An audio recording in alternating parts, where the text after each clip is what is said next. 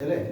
Hello बच्चों, आज हम लोग अपने पारिस्थितिकी तंत्र में कल हम लोगों ने घटक के बारे में जो भी ग्राफ बनाया था उस ग्राफ को डिटेल कर रहे हैं। ध्यान से सुन लेंगे, याद हो जाएगा। कुछ एक्स्ट्रा नहीं है आपको कि यही शब्द लिखने हैं, जरूरी नहीं है कि आप ये शब्द लिखें।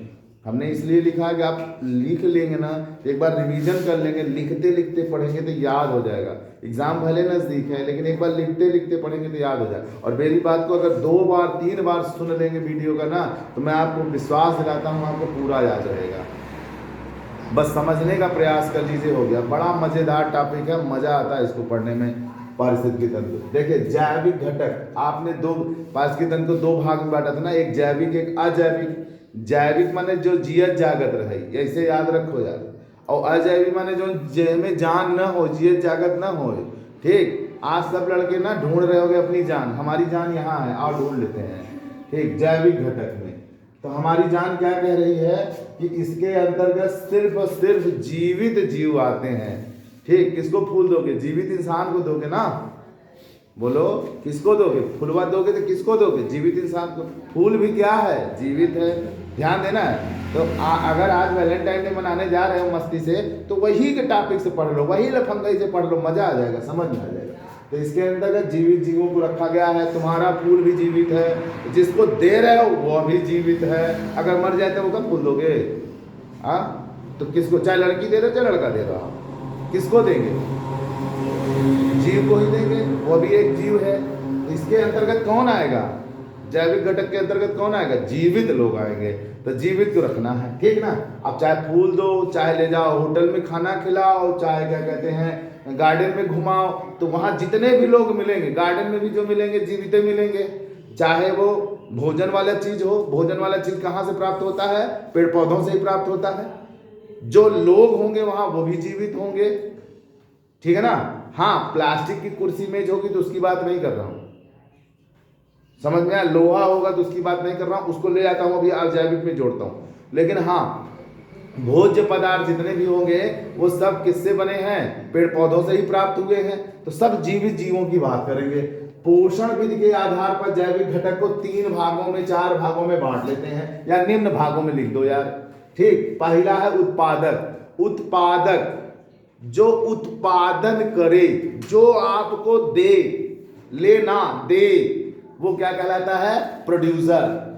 फिल्म देखते हो, फिल्म में सबसे पहले प्रोड्यूसरों का नाम आता है, जो फिल्म में पैसा लगाते हैं। पैसा रिलायंस लगाती है, धीरू भाई अंबानी लगाते हैं, मतलब वो सॉरी क्या कहते, बिरला ग्रुप लगाती है, बड़े बड़े फाइनेंसर पैसा लगाते हैं ना। ठीक, जो क्रिकेट होता है आप लोग देखते हैं, जितने एडवर्टीजमेंट आते हैं, ये सारे एडवर्टीजमेंट क्या है? उनके फाइनेंसर हैं। क्या है? पैसा लगाते। सीरियल देखते हो, ये सब फाइनेंसर हैं, ये सब फाइनेंसर। टीवी पे तुम्हारे कोई फिल्म आ रही हो तो बीच बीच में जिनका जिनका प्रचार आता है, वो सब उस फिल्म को टीवी पे चलाने के लिए पैसा फाइनेंस करते हैं। इसलिए पिक्चर से बहुत पैसा कमाते हैं लोग। ठीक, किसी भी चीज से दिमाग लगा के पैसा का, फाइनेंसरों का यूज। तो इसीलिए बीच बीच में कट करके एडवर्टीजमेंट तो आता है। मैं आपको पढ़ा रहा हूं, आप मेरी वीडियो नहीं देख रहे हो तो बीच में एडवर्टीजमेंट नहीं आ रहा है। लेकिन जिस दिन मेरा नाम चमकाओगे ना, हम भी गाएंगे, तेरा लाल हूं चमकूंगा एक दिन मायरे मायरे। तो जिस दिन चमकूंगा उस दिन देखना मेरा एडवर्टीजमेंट आने लगेगा, बीच बीच में एडवर्टीजमेंट आएगा। जब एडवर्टीजमेंट आने लगे समझ लेना बेटा मैं चमक गया। ठीक, यूट्यूब पूछेगा हमसे, तो चमकाना है तुमको। तो ध्यान देना मेरी बात। उत्पादक कौन है? जो चमका देता है दूसरों को, जो देता है, लेता नहीं है। तो इस उत्पादक कैटेगरी में अपने पृथ्वी पर रख पाए जाने वाले सभी पादपों को रख लो, जो प्रकाश संश्लेषण करते हैं। पादप सभी, इसके अंतर्गत सभी पौधे क्या कहलाएंगे? उत्पादक। क्या कहलाएंगे? उत्पादक। जो प्रकृति से CO2 लेते हैं, मृदा से H2O लेते हैं ना, और इनके अंदर जैसे हमारे यहाँ खाना बनाने वाला कोई होना चाहिए ना, मम्मी बनाती है, बहन बनाती है, वैसे इनके यहाँ खाना बनाने वाला कौन होता है? पर्णहरित, जिसको हम क्लोरोफिल कहते हैं। और हमारे यहाँ खाना बनाने के लिए चाहे जो आप भोज्य पदार्थ पकाएं, आपको बिना आग के तो नहीं पकता ना, आग को पकाना पड़ता है। ठीक है, आज बर्तन आ गए, पहले कैसे पकाते थे लोग? लकड़ी डंडे में मांस वांस लेके ऐसे से पका लेते थे ना, बहुत पहले जब पृथ्वी के जीवन की उत्पत्ति की, जब आग की खोज हुई थी। तो पकाने के लिए आग की जरूरत है ना, तो सूर्य के प्रकाश की जरूरत हो जाती है, हमको प्रकाश मिल जाए। ठीक, जब ये सब मिल जाते हैं, जल, CO2, पर्ण, हरिम, सूर्य का प्रकाश, तो पौधे बनाते क्या है? ग्लूकोज। क्या बनाते हैं? ग्लूकोज। ये देखिए बनाया है मैंने। ठीक, और जितना CO2 प्रकृति से लेते हैं उतना O2 देते हैं और साथ में ऊर्जा बनता है। इस ऊर्जा का उपयोग ये पौधे स्वयं अपनी जैविक क्रियाओं में भी करते हैं, फलों में, पत्तियों में, तनों में संचित करते हैं, जिनका उपयोग अगले उपभोक्ता करते हैं। समझ में आया कि नहीं? जिनका उपयोग कौन करता है? अगले उपभोक्ता करते हैं। समझ में आया? अगर मैं यहां से ऊर्जा प्रवाह भी अगर आपको समझा दूं तो समझ में आ जाना चाहिए। ऊर्जा प्रवाह अगली हेडिंग है, तो यहां नहीं पढ़ाऊंगा, आप 10th स्टैंडर्ड के बच्चे हैं, कंफ्यूज हो जाएंगे, मैं आगे पढ़ाऊंगा ऊर्जा प्रवाह, लेकिन इसी से हो सकता है ऊर्जा का प्रवाह। पेड़ पौधे ना अगर सूर्य के प्रकाश से जितनी ऊर्जा लेके बनाए, पूरा 100% तो कभी नहीं बनता है, जानते हैं ना। मान लो 90% या मान लो 100% स्टोर की ऊर्जा, तो उसको पहले कौन खाएगा? उसको शाकाहारी लोग खाएंगे ना, प्रथम उपभोक्ता खाएगा। तो 100% का 10% इसमें ऊर्जा जाएगा। कितना जाएगा? ऊर्जा का प्रवाह सदैव 10% होता है। कितना जाएगा? 10%। इसको कौन खाएगा? द्वितीयक, उसका 10% माने 1% ना। 100 का 10, 10%, 10 का 1%। फिर उसको कौन लेगा? तृतीयक उपभोक्ता 0.1%, और उसको कौन लेगा? सर्वाहारी 0.001%, और फिर अब घटक में आएगा कितना? 0.001%। यह ऊर्जा प्रवाह का तरीका होता है। ऊर्जा का प्रवाह सदैव अगले स्टेप में 10% ही होता है। बात समझ में आया? ठीक, हालांकि हेडिंग आएगी, बताएंगे। तो देखिएगा ध्यान से, सभी पादप प्रकाश संश्लेषण के द्वारा प्रत्यक्ष या अप्रत्यक्ष रूप से संचित ऊर्जा को क्या करते हैं? जीव जगत में देते हैं ना, जीव जगत में देते हैं। ठीक, अब इसीलिए पौधों को हम क्या बोलते हैं? स्वपोषी, स्वयं का पोषण करते हैं। पक्का समझ में आया? ये उत्पादक हो गए, जो अपना भोजन स्वयं बनाए, ना किसी से कुछ ले दें ना ले दें, प्रकृति से लेते हैं, और वे स्वपोषी कहलाते हैं और अपनी ऊर्जा अगले उपभोक्ता को ट्रांसफर करते हैं। वे जीव जो भोजन के लिए दूसरों पर निर्भर होते हैं, उन्हें हम क्या कहते हैं? उपभोक्ता कहते हैं। उन्हें हम क्या कहते हैं?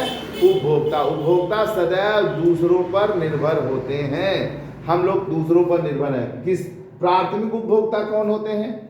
जो शाकाहारी हो, शुद्ध। मानव में कुछ लोग शाकाहारी हैं, कुछ मांसाहारी हैं, कुछ सब कुछ खा रहे हैं। तो मानव को ना तो हम कार्निवोरस कह सकते हैं मांसाहारी, ना हर्बीवोरस कह सकते हैं शाकाहारी, ना हम और किसी कैटेगरी में ला करके सीधे उन्हें हम सर्वाहारी में रखते हैं। मानव क्या है? मानव, एक मानव की तो बात होगी नहीं, पूरे मानव, इसलिए मानव को सर्वाहारी में रखा जाता है। तो इसमें मानव नहीं आएगा, जो भले क्या कहते हैं वेजिटेरियन हो, लेकिन वो नहीं आएगा।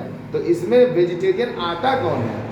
वे जीव आते हैं जो जिनको प्रकृति ने बनाया है, सिर्फ वे वेजिटेरियन होते हैं। मतलब वे सिर्फ पेड़ पौधों को खाते हैं, शाकाहारी जीव। जैसे हिरन को कभी आपने मांस खाते देखा है? या हिरन की कोई भी प्रजाति को देखा है मांस खाते? नहीं। बकरी को कभी मांस खिलाया है? नहीं। खरगोश, गाय, भैंस, चूहा, टिड्डी आदि ना, घोड़ा, गधा सब रख सकते हैं इसमें ना जी। समझ मेरी आ रही बात? ठीक, तो ये सारे जीव अपने भोजन के लिए किस पर निर्भर होते हैं? किस पर निर्भर होते हैं? उत्पादक पर। किस पर निर्भर होते हैं? उत्पादक पर। डायरेक्ट उनसे भोजन लेते हैं। पक्का समझ में आ? अब आता है द्वितीयक उपभोक्ता, जो अपना भोजन किससे ले? प्राथमिक उपभोक्ता को ग्रहण करके ले, इनको खाना है। मांसाहारी जीव आते हैं ये सब कैसे होते हैं? मांसाहारी जीव। और ये शाकाहारी जीवों को क्या करते हैं? खा जाते हैं, मतलब प्रथम उपभोक्ता को खा जाते हैं। पक्का समझ में आया?